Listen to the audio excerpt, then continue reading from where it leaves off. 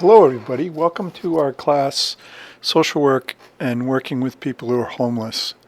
My name is Tom Chalmers McLaughlin and I'll be your instructor for this class. I wanted to talk just a bit about homelessness and how it's actually a social construction. You can think of in the summertime in Maine, a lot of people live outside, they camp and things like that, but they wouldn't be considered homeless. So we've created this kind of construction of people who don't live in housing.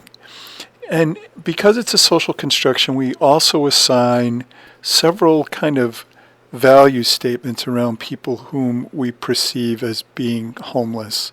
And those value statements come from all kinds of different places. They come from the culture in which we live. They come from the history of homelessness, which we'll get into in our class. And some of it also kind of comes from just the capitalist nature of our country.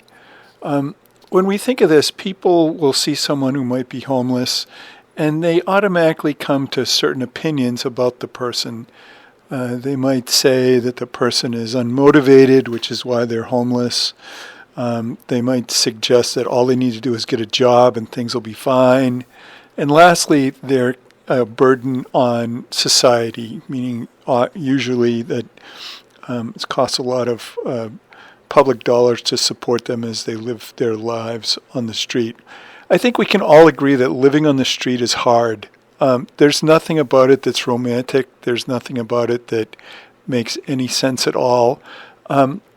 But when we think of homelessness, I would encourage you, as you kind of dig into the class material, to think of this as a Rubik's Cube. People's lives are just like a Rubik's Cube. Think of your own life.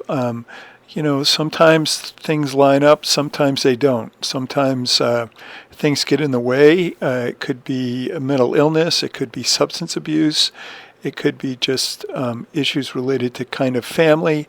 All of those are important concepts which create people's lived experiences in the lives that they live. So if we think of how someone got to the place where they're actually homeless, it's a lot more involved than just kind of 3 bullet points of being a drag on society, unmotivated, or they just need to get a job.